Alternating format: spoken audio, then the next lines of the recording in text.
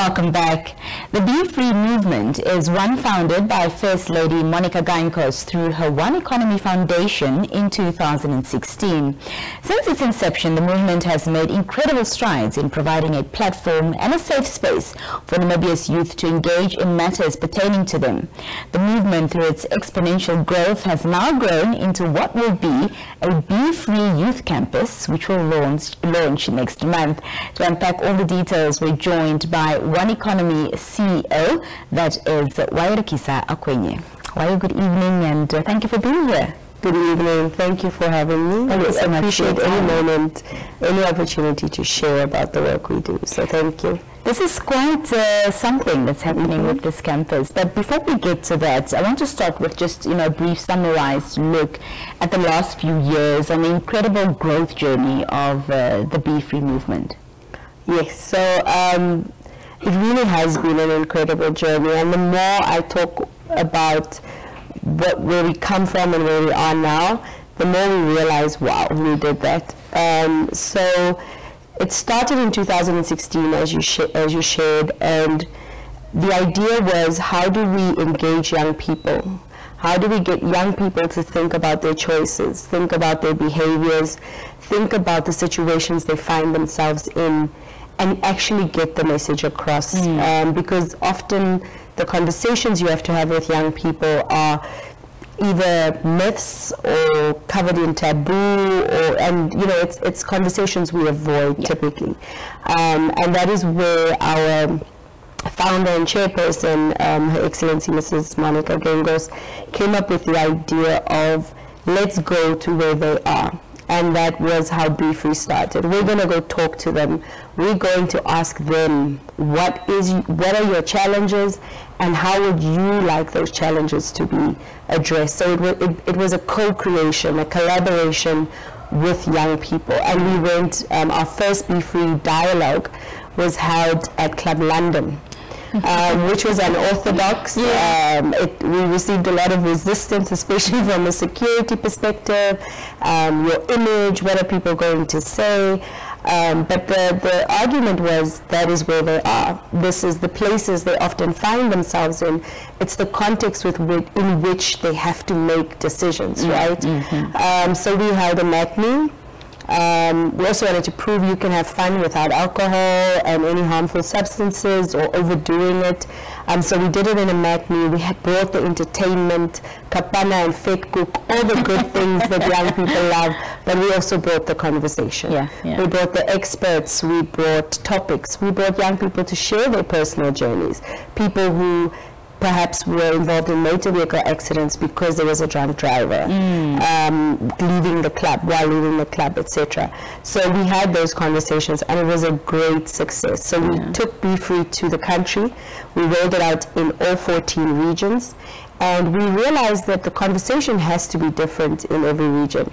So with every region, we focused on what that community is saying is their problem.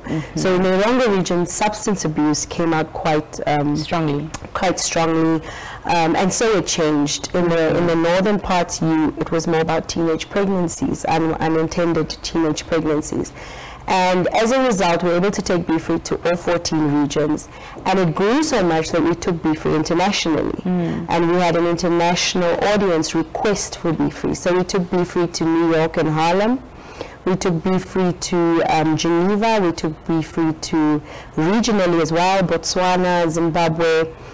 So it has grown exponentially. That's incredible. And it helped us see service delivery gaps. And that's where we realized, okay, we're onto something. That's incredible. When the movement was founded, what were its core values and its mandates, and how has the movement lived up to it? When it started, it was about young people, and we've stayed true to that. Discussions had to be informed by them. The method had to be informed by them. So, and I think we've lived up to that, because we continue the co-creation, the culture of co-creation. And if we look at Be Free Campus today, everything it is today is what the young people asked for. It wasn't us sitting in a boardroom deciding for them. It was focus groups with them. It's key learnings from reports we've done, in the experiences we've had across the regions and internationally. So we've stayed true to it's co-created by young people. It's their product. We've stayed true to offering a non-judgmental platform. So engaging in very difficult conversations and making sure that they did not feel ostracized, they did not feel judged. So that's something that we've stayed true to. And then our aspect of bringing in the fun element, but also knowing when it's time to get serious. That has also really carried throughout. Frontline service providers and service delivery gaps for young people has also been a core element that we constantly bring the spotlight on because it comes up quite often. Yeah, that's awesome. Impact, of course, is of utmost importance, you know, with initiatives such as this. So speak to us about how impactful the activities and engagements that you've had over the course of the years have been, and maybe some success stories that you can share. Okay, I love to think of the success stories, but the impact is across a wide spectrum. In terms of partnership, it's been very impactful because we've grown in partnerships. Where we initially only started with one partner, we've now, it's grown exponentially and in partnership because, and the campus is testament to that, because we could not have achieved a Be Free Youth campus on our own. We needed partners to do that. So the fact that the product or the program proved itself and gained more buy-in, that is big impact, because it also takes away this us operating in silos and rather thinking about how do we maximize reach by strengthening coordination. So that's been a great impact. Another impact is linking young people to service delivery, to critical services. That's been exceptional. I'm trying to use a different word because I keep saying exponential, but linking them to critical services, because that's the gap, right? And that's the aim, is for them to be in a position where they have access to opportunities, access to services, so that they can live out their full potential, because often these serve as stumbling blocks. So that's been good. And then the character building, the life skills that they've learned through engaging. I mean, our volunteer database grew so much because of our interactions through Be Free. Every Be Free dialogue we've left, people come on. Young people are like, we want to help, we want to work at the foundation on this. So, and then in terms of personal stories, we've had young people attend a Be Free event, and as a result join the team as a volunteer, and they've had access to either understanding themselves better, understanding the situation they're in better, access to services, and then opportunities to go and study. One of our great success stories is a volunteer who joined the team and later on chose a direction in public health, which she wasn't considering at first. So that exposure, and then qualified for a scholarship in the US, and is now excelling in her master's degree at the US. And she's one of many stories that we can share. And today she's also a pillar of strength and a role model to other young girls who come from similar situation, vulnerable situations, having experienced trauma, having gone through real pain, but making the most of that. And we have so many stories like that. And the campus, the purpose of the campus is to increase those stories. Awesome. Well, next in line is this Be Free Youth Campus, which is launching on the 1st of September 2023. And it comes at a whopping cost of 45 million Namibian dollars, so no small feat. I want to know everything about the campus, you know, what, of course, we understand now what necessitated it, you know, who are going to be the beneficiaries, everything concerning the campus, what activities will take place there, what, you know, the young people can expect. Tell us everything. Yes. So we like to think of the cost as an investment, and that is often the position that organizations such as ourselves find ourselves in, because the return is social. when you hear an amount like 45 million, you're shocked. And you can probably think of so many other ways to use it. But if we could quantify the need, that 45 million would look like a drop in the ocean. So we really see it as an investment, a key investment in youth development across Namibia. And then when we talk about the campus, like you said, we know why it's necessary. The young people have told us why it's necessary. There are gaps. They cannot access opportunities. The services out there aren't always friendly. So we thought, okay, services are fragmented as well. If I, for example, experience trauma, assault, I have to go from pillar to post to get a comprehensive set of service, so that this experience can actually amount to something, whether it's a court case that ends up being successful or etc.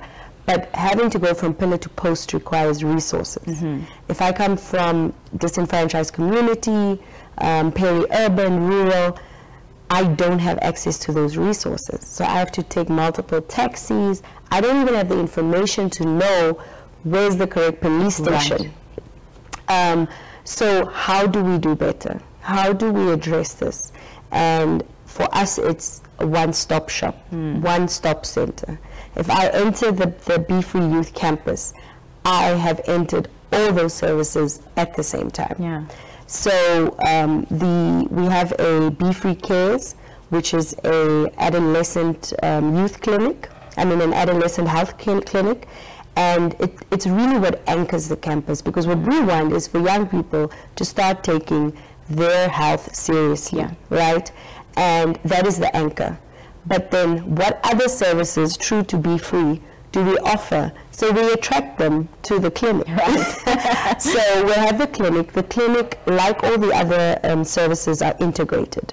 So it's not just you walk in there and you're there for clinical services. There'll be three ways. A wellness center, so we're looking at your mental health. So, there'll be psychosocial support, psychologists, social workers, and then there's the clinic, which will focus on reproductive health services.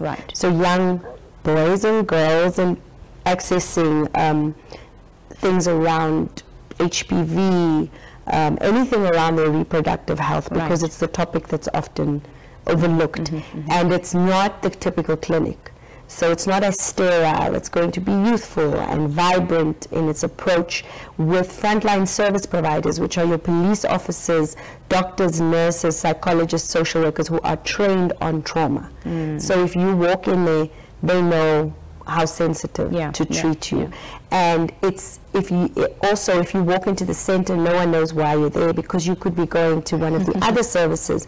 So to remove stigma and to just bring a sense of dignity. That's important. Working with young people living with HIV, living positively with HIV, etc. Then there are other hubs. So we have three main hubs on the campus. The second hub is called the STEM Center, STEM Lab, and they will be focusing on robotics, coding, three-dimensional printing, after-school tutoring, entrepreneurial programs. There'll be a physical library, a digital online library, and the purpose there is to stimulate innovation, stimulate participation in a digital world, in an entrepreneurial world, and address educational needs. Well, there at that hub will also be a soup kitchen, because I can't teach a hungry child. Also, I need to tend to my patients' nutritional needs. There will be a podcast-based studio, so not a frequency-based radio, but podcasts. And we'll also allow some young people to use it as a studio for photos, etc. So multimedia in a sense, as small as we possibly can. And then the third hub is our skills development center, our skills center. And the purpose there is to provide we're looking at your out-of-school youth, your unemployed youth, providing them with skills. So it's a training center very high tech, and the purpose is to host workshops, trainings. We are thinking of putting in a small industrial kitchen to help with like baking skills, hospitality skills. We've got a whole spectrum of skills that we're hoping to incorporate in that curriculum. So an actual physical safe space. Yes, that's the key. Those are the key words. And there's a gym, because there's mental health, right, and fitness. So there's also an outdoor gym. That's fantastic. Yeah, so we were very excited. Like I said, it's a one-stop center. If I walk in there, I should feel like I can plug in somewhere. Yes. There's something for me. Yes. There'll be programming on spirituality, programming around edutainment, you know, so it must also be fun. Yes. But it's membership based, which I think is important to mention. And that serves multiple roles. Our ability to keep it safe. So we encourage young people to sign up. Your first day in, will allow it. The second time around, you better sign up. That's fantastic. Just very lastly and briefly, where exactly will the location of the Be Free Youth Campus be? The Be Free Youth Campus will be at the multipurpose complex in Karatura. The property, the land we're building on belongs to the Ministry of Youth.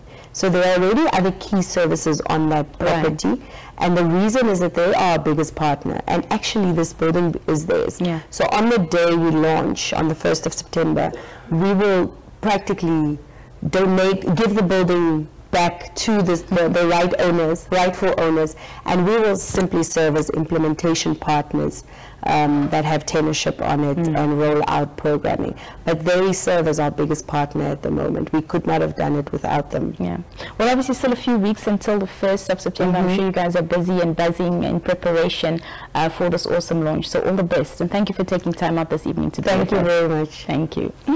That was Uajorokisa Akwenye, who is the CEO of the One Economy Foundation, speaking to us about the Be Free Youth Campus, which launches and officially opens on the 1st of September.